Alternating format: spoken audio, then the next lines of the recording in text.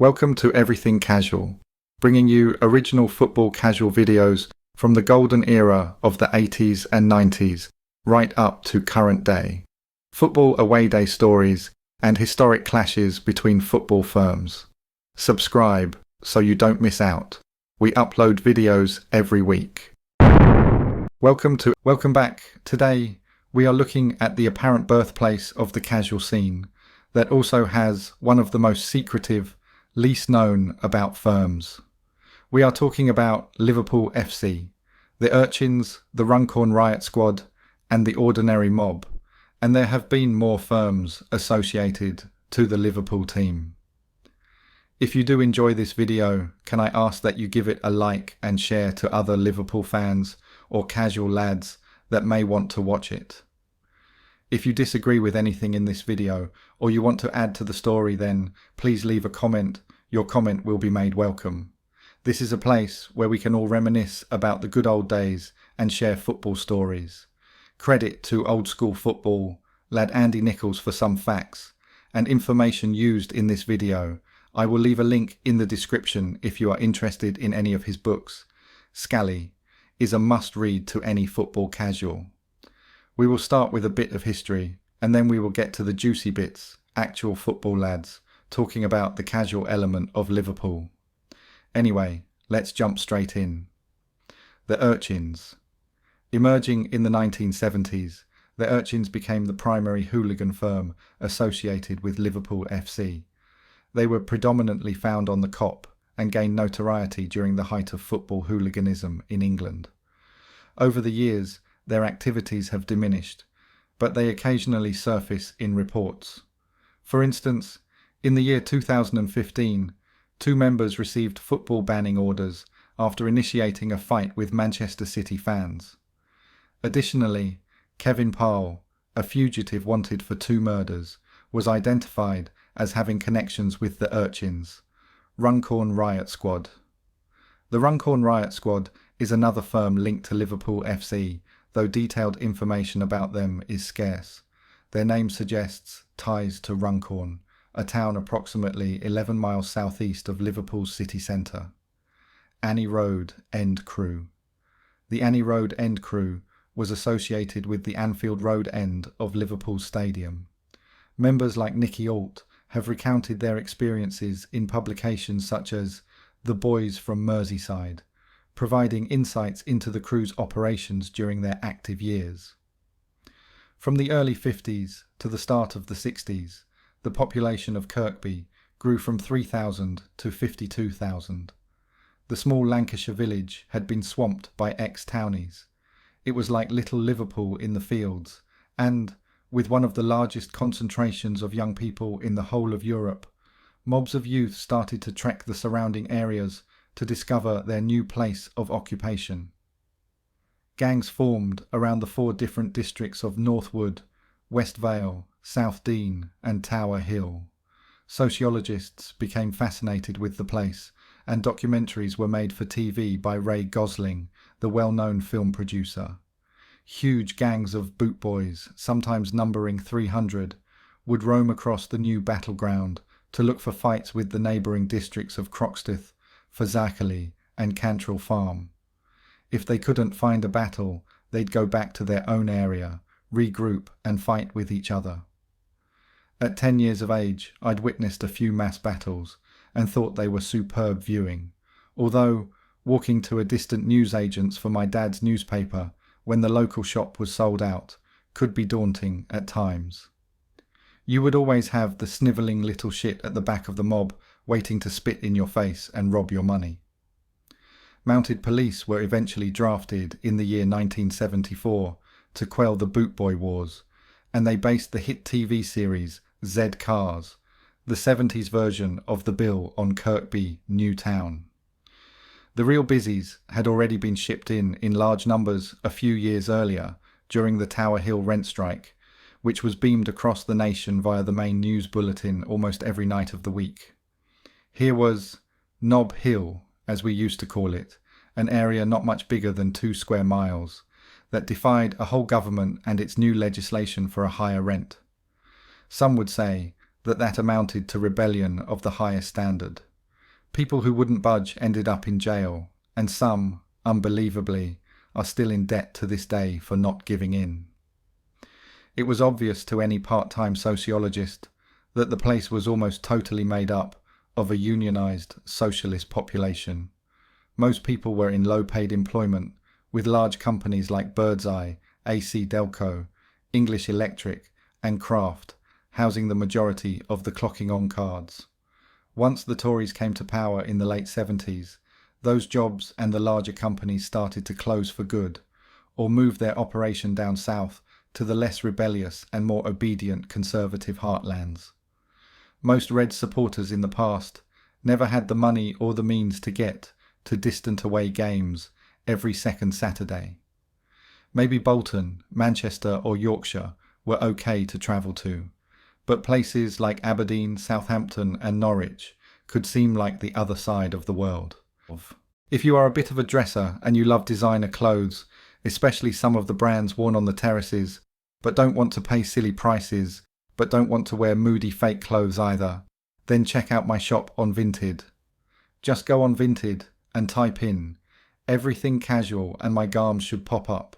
The clothes are pre-loved, all in great condition and all authentic. I recently sold an Aquascutum jumper for £8 and a Vivienne Westwood shirt for a tenner. Everything is that sort of price, so get on Vinted and check out our new shop, or click the link in the description. Liverpool's hardest boys back then were called Kings of the Cop, and I remember witnessing a big clash with the Newcastle mob in Stanley Park. As I tagged along not far from the middle of the mob, most of these older skins ignored me. I had a distinct feeling that I'd been planted in the middle of that fight scene just to take it all in. As I looked at the faces in the crowd, they seemed to look right through me, as if I wasn't even there. Perhaps it was because I was only Joe Pesci high. Eventually the plod arrived and broke the crowds up, and as the 30 Geordies, dust up over, dusted themselves down, they were treated like heroes by the massive Liverpool mob. Every one of them was first clapped, then cheered, then clapped again down the road. The busies, in true blockbuster style, didn't have a clue what to do. It was surreal. The huge mob of Liverpool skins and boot boys continued to clap the Geordie boys all the way to their coach, and it came as no surprise that the non-runners were all on the same bus and not part of the rest of the Newcastle crowd that had just acted the Brendan Foster by giving it platforms and army boots up the street. Even though some of them were cut and bruised, they were smiling and waving like returning war heroes. It looked dead funny, but it was totally weird, and I followed the clapping copites, clapping myself, all the way to the doors of the Charabanc. I was a young pretender, as a lot of young fans are, among a huge, violent football crowd. Liverpool at Anfield was a fearsome fixture for any rowdy away fan in the early 70s, so much so that hardly anybody paid a visit. If a mob did arrive, it was like Christmas had come early for the thousands of up-and-coming hard cases who roamed the Anfield streets. At home, the Liverpool supporters were widely acknowledged as the fairest in the league and would clap the opposition team off the field if they played brilliantly. But the same friendly hands that clapped classy, opposing footballers would hand out severe beatings to any opposing fans they might find outside the ground. Nearer to our stadium, which we called the Shrine, Stanley Park separated the hallowed turf from Goodison. It was often referred to as the away fans' graveyard. Coaches from out of town would be smashed up outside the park gates or further down the East Lancashire Road as they passed Norris Green or Kirkby. One ruthless mob of boys, known as the Kirkby Kidnappers, would often leave ammo massed up in a trench near a main crossing, especially when Liverpool were playing a hated rival team like Man United. On a couple of occasions, coaches too wrecked to continue their journey had fans pulled from their seats to be beaten up in the nearby fields. Some were stripped naked before being released somewhere in the centre of the huge council estate. This wasn't clobber robbing, this was naked humiliation for the fun of it. A lot of young friendships were made at away games. A shared interest in punk bands like The Clash and The Jam, alongside our obsession with football and clothes, saw these juvenile Scousers meet up at places like the famous Eric's nightclub in town. The punks and other Eric's regulars were quite elitist and talked as though they had sole control of the establishment. They were not prepared to admit just how many Scouse urchins were in among that crowd, especially when the decent bands came to town. I was always there if someone like The Clash, The Jam or The Damned were on. For home games we started to meet in the Anfield Road end of the ground. With a cocky attitude abounding and a rapidly growing crew, some of the Annie Road end boys, including myself, even began to think that we were the boys in town. I have to say think, because there are that many firms of scallies around Liverpool. Away matches for the Road End boys, meanwhile, were a whole different proposition than Liverpool city centre. For a few years, between 1977 and 1980, we walked around football grounds like we were God's gift to the terraces. We were getting called queers and pufters most weeks, because we dressed differently to other football mobs. When I look back at those brief moments, early doors 1977, I know that we were the absolute beginners in the travel breaks and clobber stakes. We got about 2 years of being totally different from all the other supporters we'd see around the country, before the penny finally dropped for the masses. Everton at the same time had a much smaller, but just as Game Park End mob, and a few of my mates were part of that crew. But the thing is, they never had the team to follow to Timbuktu like us, so they never really developed along the same lines numbers-wise and travel-wise. It's one of the reasons quite a few of those lads travelled away with Liverpool, Scousers only, mind you. The Road End mob and Liverpool's travelling crew were made up of a number of smaller mobs from all over the city. By late 77 and early 78, there were boys like the Huyton baddies, with Fergos, Benos, Joey Robos and the Fullos all coming from the Dovecote and Huyton area, along with Homer, Cooper and Barney. There was also the Kensington boys, then there was a south end of the city firm, there were zappers, pickpockets or dipping teams from Kirkby, Croxteth and Scotland Road. They mainly operated at away grounds, but would have no problem with dragging your sheepskin coat halfway round Stanley Park, till it eventually fell off or came free of its collar somewhere by Goodison. You always had your pure bevying crew at the away games, and some of the best Liverpool fans you could ever wish to meet could be found amid these Scouse Vikings. People like Sully and Potter, and the Via Landudno Wilcox crew, mostly from the Scotland Road area. This latter firm could normally be counted on to be carrying train tickets to the southern end of Europe, so anywhere en route in the UK was no problem. The Jester Boozer on Scotland Road was a main ambush point for away fans, and people like Sconch, Berkey and Jimmy Bolo knew all the best jiggers and hiding specs around that area. The Liverpool firm would be hidden among the Scotty nooks and crannies, before appearing into the light like a bunch of Scouse Zulus wearing samba and freds. Young scouts of the day, like your boilos, your lloydies and your lackeys, would keep the older lads informed about the enemy's position, and whether or not Officer Dibble was on the beat. Scouse busies were always wise, and were giving escorts out to the away fans long before you could expect the same civil treatment at other grounds. Without your friendly Scouse busy escort, a whole lot more of you away fans would have been laid to rest outside the doors of the Jester, so all you 40-year-old ex-hoolies should send your thank you notes to Merseyside police. Probably the most ruthless bunch of young lads in the Road End mob around this time were the Breck Road firm. This crowd came from the nearby Anfield area and could take on whole away crews by themselves. These L4 pirates were always looking to rob you and your clobber. Only problem was, not many people were in the market for buying those second-hand long leathers or blood-stained sheepies. The Breck Road boys included lads like Disley, Willie D, Dave S, Gatter, Mickey M, Freddie Tomo, and that lovable young Road End rogue, Colonel Anthony Hogan. One lad from this bunch of local loons tried to sell a stolen sports car he'd brought back from a Leicester away game. it was on open offer to the highest bidder on the terraces the following week at Anfield. But the surrounding boys thought it was iffy when he tried to convince some road ender that it really was his by starting the bidding at 30 quid. These were firms within a firm, and by the end of the season they all knew each other well. This in due course meant they were all shit scared to run away from trouble in case they got clocked by one of the other crews while giving it toes.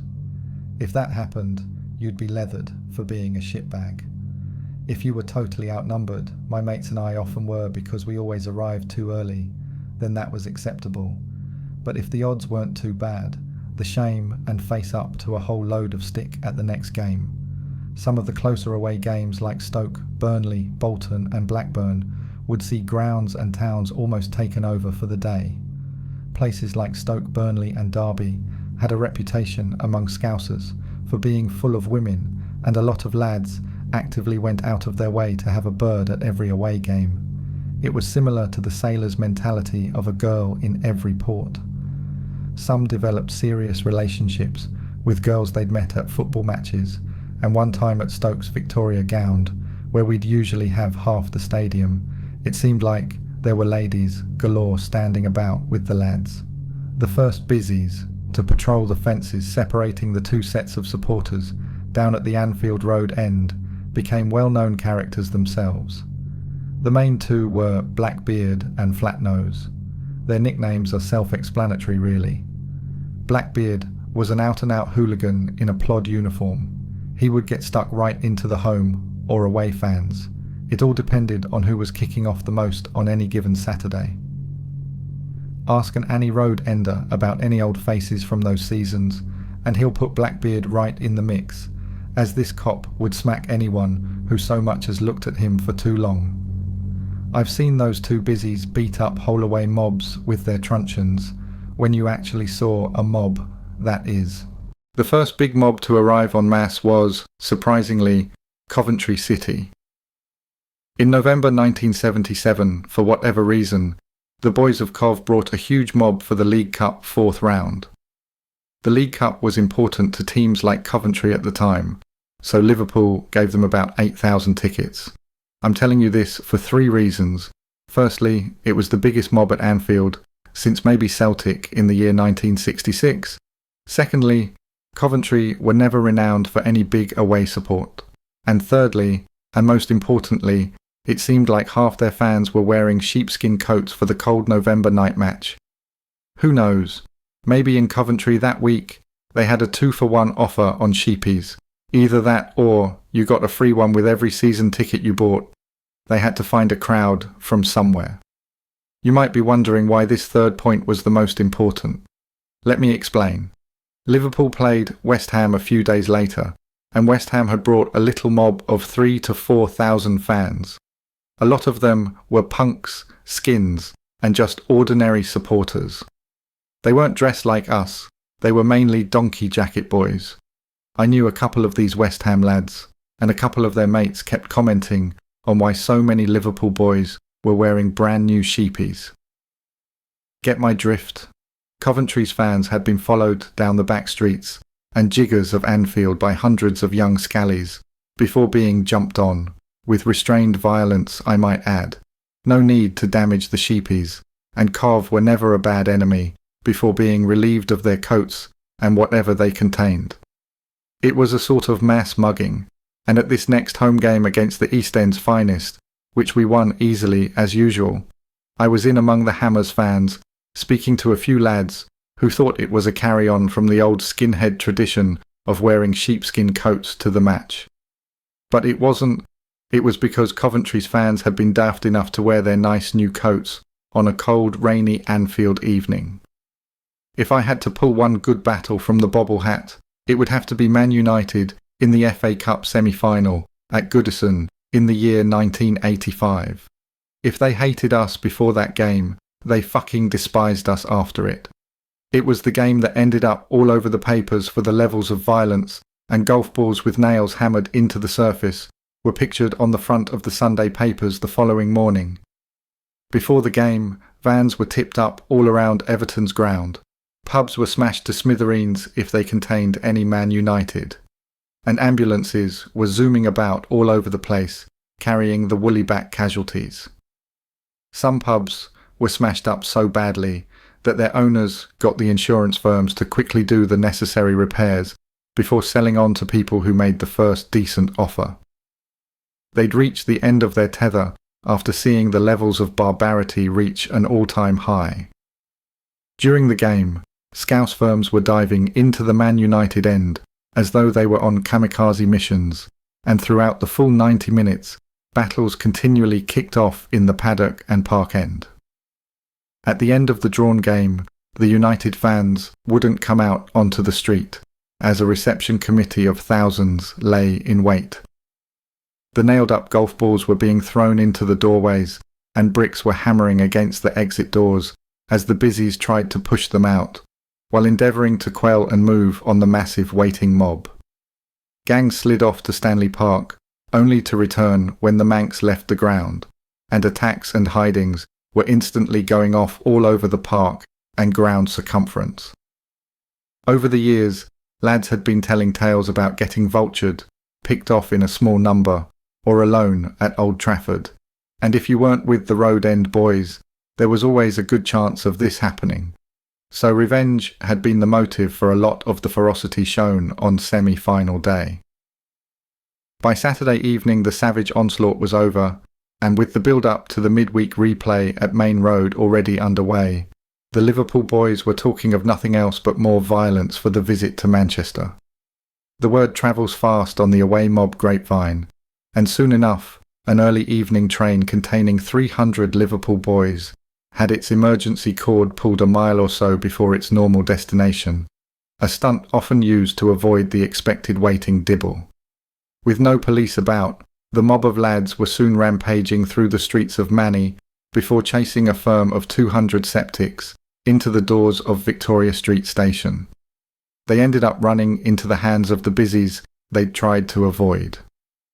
Moments before the old bill turned up, it looked like things were about to run out of control, with Stanley knives getting openly brandished in the mild evening air, but a massive police presence put paid to any thoughts of continuing the weekend's onslaught, and hundreds were stopped or nicked for going equipped.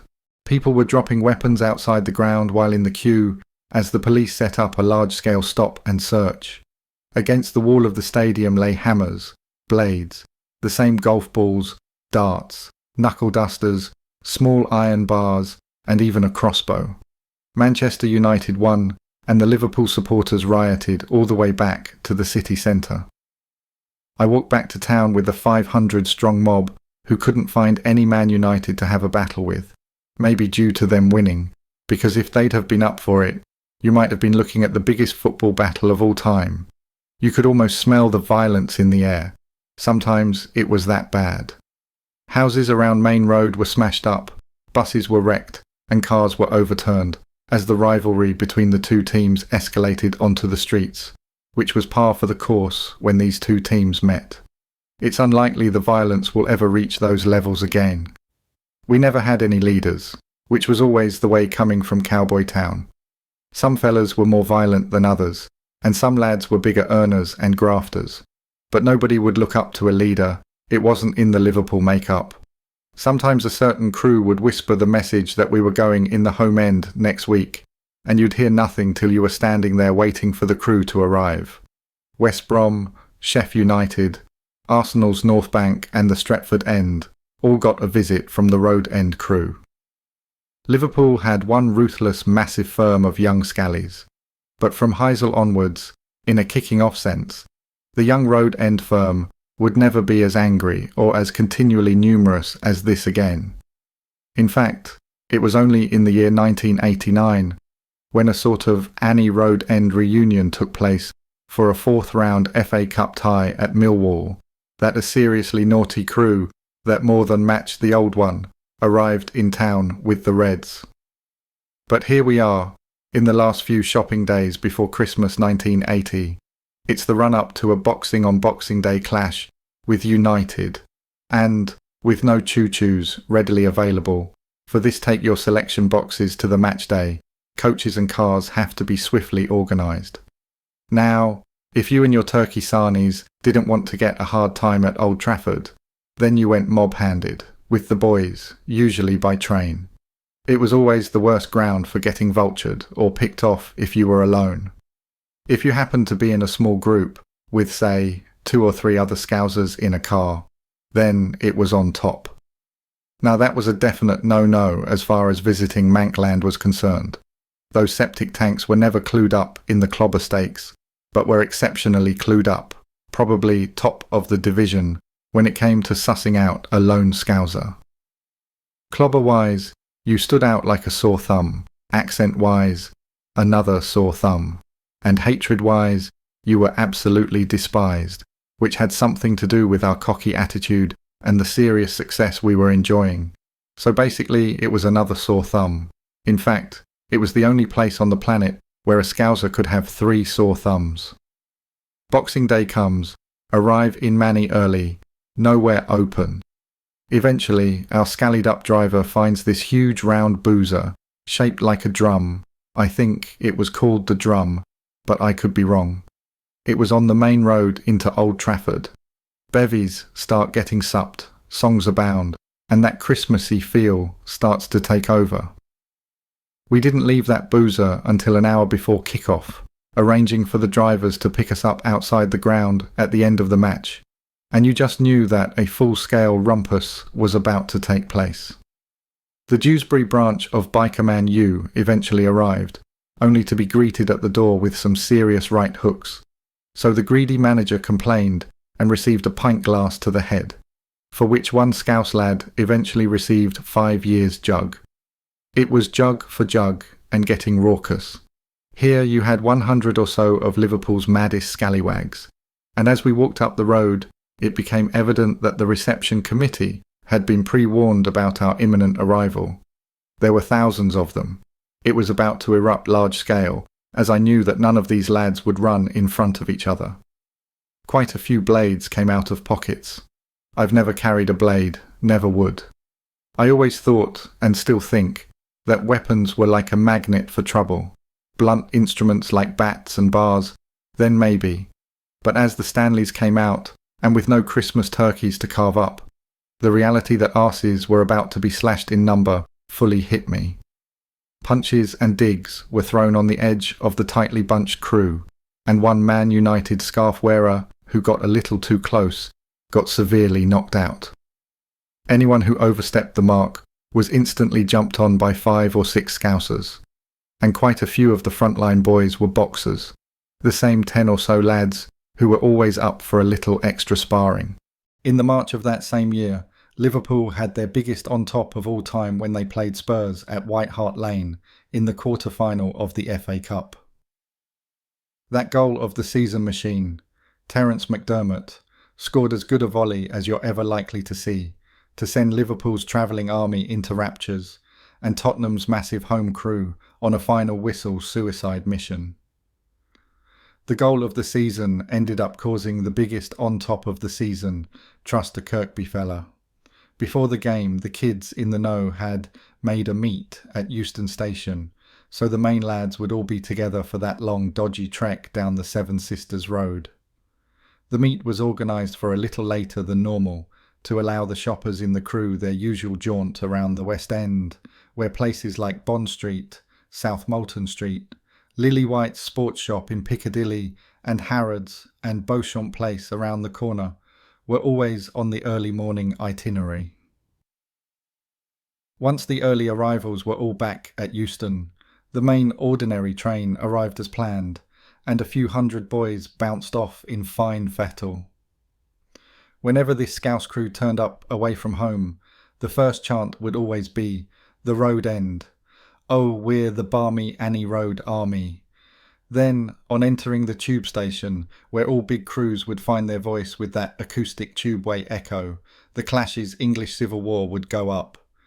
When Johnny comes marching home again, hurrah, but we'd just la la la the tune, not the words, as the mass tube jib bounced onto that Victoria Line northbound train for the short journey to the Seven Sisters. For years nobody bought a ticket, and whenever I'm in London I automatically go to board the train without paying. before realising that these days I've got the money and I'm not with the boys anymore. On leaving the station we would run past the guards, and fellas who have now grown up and got coin in pocket have told me they instinctively still try to dodge past the clippies. The old habitual bunk dies hard. Anyone approaching this young road end crew who looked threatening was jumped on and walloped. A few boozers were attacked on the way to the ground, and a few Tottenham boys got leathered. Some scuffles broke out with the local black population, who were not too happy to see this mob of 500 northern urchins running wild down their shopping street. Now this main crew of road end lads were not usually up for acting the hoolie for no reason. Being hostile and kicking off generally meant we were on a revenge mission, or we were at a ground where trouble was par for the course. Some of the older Liverpool supporters had told a few of the younger lads about the hard time you could get at the Seven Sisters, so Tottenham's reputation had gone a bit before them. First and foremost, this mob chasing and walloping anything in its way was a show of strength crew. From the moment the final whistle sounded, White Hart Lane became on top central. You could sense it as you left the ground, as the London Old Bill kept nobody behind and busily shoved supporters out of the ground. It was as though they'd just about had enough of the terrace tantrums themselves. It was obvious when you hit daylight that half of London's hoolies had turned out. The walk up to the Seven Sisters became the longest some Liverpool fans have ever taken, as attack after attack was launched, while the London Dibble played their part by offering no protection, being heavy-handed with any Liverpool counter-attacks, and basically standing by as one Cockney crew after another tried to land punches or kicks on the Liverpool mob, which was basically too big for its own good. Being too big was always a problem for a crew. Smaller numbers of hardened Annie Road end scallies usually meant a safer day all round. Tottenham had been knocked out of the cup, and a bad result could have a major bearing on the likelihood and severity of attack. Well, Tottenham skins, and any other team's fans who were there that day, gave us the worst time we've ever had at a British football ground. One well-known lad was put through a supermarket window. I, with about 70 others, tried to fight all the way back to the tube station, totally on the back foot. It was hopeless. Every time you fought back, the London busies would give you a slap. If you tried to mingle, it was even worse. Any previous chase to the station or shady battle concerning Liverpool was put firmly in its place that day. Ask any real red about Spurs in the cup and he'll tell you the same story. When we did finally reach a seat on the tube, fellas all around were breathing sighs of relief and saying things like, that was a bit iffy. Me and Joey used to laugh a lot during an on-top situation, especially when supporters who didn't usually travel were startled at the home fans' behaviour. We sat down for the tube ride back to Euston and couldn't stop laughing. The year before, just after we'd won the European Cup, Birmingham's St Andrew's Stadium played host to another memorable battle. Their ground looked like it had been nailed together. It was crumbling outside and falling apart at the seams inside. Everywhere you turned you could see the place was littered with ammo. From the moment I entered the terracing, I just knew a large bout of target practice was about to kick off. On one side of the fence, you had a huge blue mob of skinheads, punks and Brummie car mechanics. We always thought that Brummies looked like car mechanics for some heavy metal biker reason. And on our side you had an even bigger mob of young red scallies wedged up and ready to go. Liverpool walloped the blue shite 3-0 and one end of the ground turned into a concrete battle as fans tore lumps of the decaying terraces up to hurl at each other. Punks and skins to the left, scallies and urchins to the right. Take your place for the 1978 Midland Concrete Slingers Final. Old stanchions, parts of the roof, and an old T-bar were being ripped out, and the battle raged on and on and on. For so long, in fact, that you were terrified to watch the game in case you caught a slab of concrete in the neck. They never did fit well, those concrete polo necks, especially when thrown by some Johnny Rotten lookalike with a noddy holder accent, who spent half of his life welding ringers together. Outside, we chased them all over the place, as usual.